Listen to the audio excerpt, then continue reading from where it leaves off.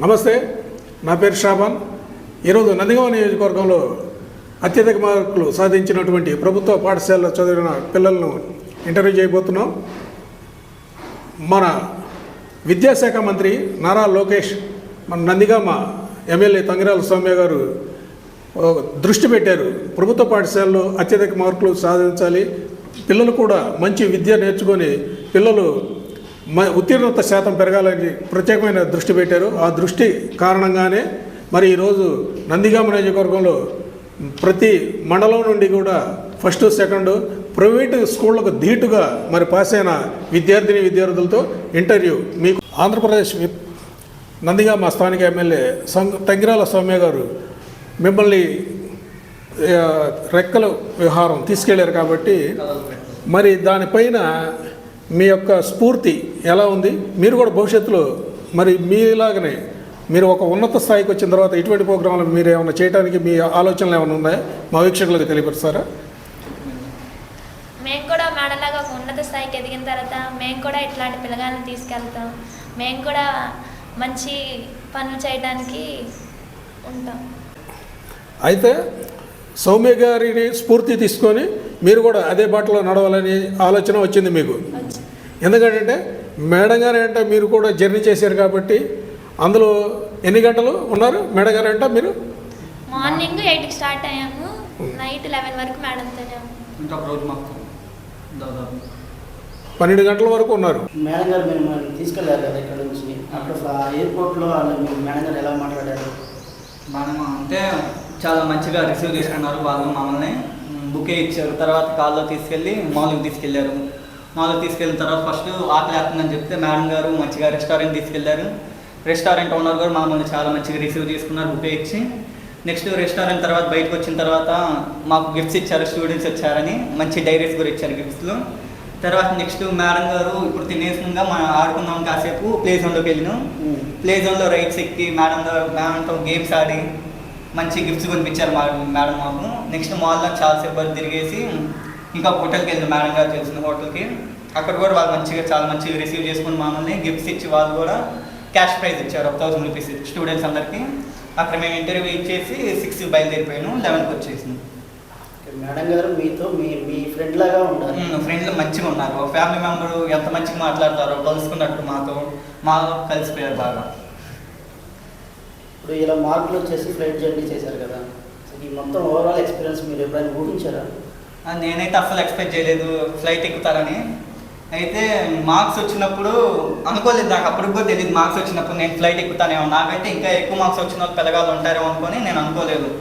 కానీ మండలం second rank వచ్చేసరికి నాకు చాలా హ్యాపీగా అనిపించింది. మేడం గారు ఇట్లా తీసుకెళ్తా అనేసరికి నాకు ఇంకా చాలా హ్యాపీగా ఉంది. అంతే. ఓవరాల్గా చూసుకున్నట్లయితే గవర్నమెంట్ స్కూల్లో చదివారు, మీరు మంచి మార్కులు తీసుకున్నారు. ప్రైవేట్ స్కూల్లో చదివే పిల్లలు ఉంటారు. గవర్నమెంట్ స్కూల్కి ప్రైవేట్ స్కూల్కి ఉండే వ్యత్యాసాలు మీరు ఏమైనా గమనించారా?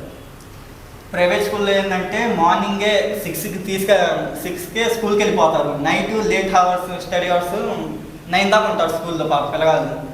అది మేము అనుకుంటే మేము చాలా ఫ్రీ. అంటే ఇంకా లాస్ట్ 100 days యాక్షన్ ప్లాన్లో అనగా 8కి వెళ్ళే వాళ్ళం. 8 to 9 ఒక స్టడీ అవర్ ఉండేది. మళ్ళీ 9 to 4 నార్మల్గా స్కూలు, 4 to 5 మళ్ళీ స్టడీ అవర్ ఉండేసి స్నాక్స్ పెట్టేసి ఇంటికి పంపించేవాళ్ళు. అది నాకు చాలా హ్యాపీగా అనిపించింది. పాపం వాళ్ళు పొద్దున్న సాయంత్రం దాకా చదివి ఇంటికి వచ్చి కూడా టైర్డ్ అయిపోయేవాళ్ళు. మాకంత పట్టింపు ఏం లేదు, మమ్మల్ని పట్టుకునేవాళ్ళు. కానీ అంతగా ప్రైవేట్ స్కూల్ అంత గట్టిగా ఏం లేదు, మమ్మల్ని ఫ్రీ వదిలేసేవాళ్ళు. ఇప్పుడు మీరు చెప్పడమ్మా, మీకు ఇలా ఫ్లైట్ జర్నీ అని మంచి మార్కులు వచ్చిన తెలిసిన దగ్గర నుంచి ఫ్లైట్ జర్నీ చేసేవాళ్ళు మీ ఊళ్ళో కానీ పెద్దలు కానీ అప్రిషియేషన్ ఎలా ఉండేది? అంటే ఎవరైనా ఫోన్ చేసి మీకు కంగ్రాచులేషన్స్ అమ్మ బాగా చదువుకున్న మార్కులు ఇలా బాగా అప్రిషియేట్ చేసేవాళ్ళ? ఫ్లైట్ జర్నీ ఎక్కిన తర్వాత వచ్చిన తర్వాత అయినా సరే మంచిగా మేడంగా తీసుకెళ్ళారు, ఇలా వెరీ గుడ్ అని చెప్పేసి చాలామంది చెప్పారా? ఏం చెప్పారు?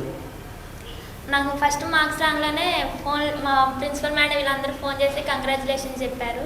నాకు చాలా హ్యాపీగా ఉంది.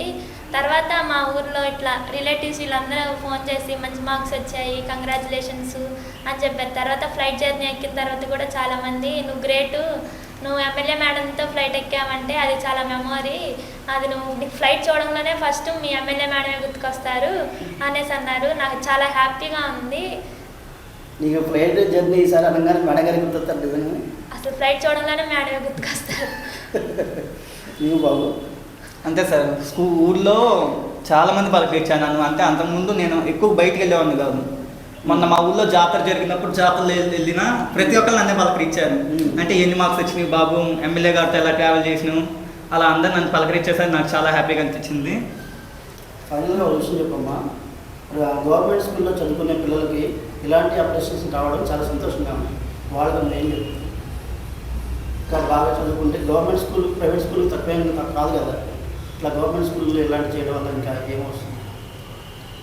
ఇంకా వాళ్ళు మంచి స్కోర్ చేసి గవర్నమెంట్ స్కూల్లో చదవచ్చు కదా? చదవచ్చు. గవర్నమెంట్ స్కూల్లో అంటే స్ట్రిక్ట్లో ఏముండవు, కానీ మెయిన్ కంటెంట్ అనేది చెప్తారు. యాక్షన్ ప్లాన్ కానీ చాలా యూస్ఫుల్ అయింది.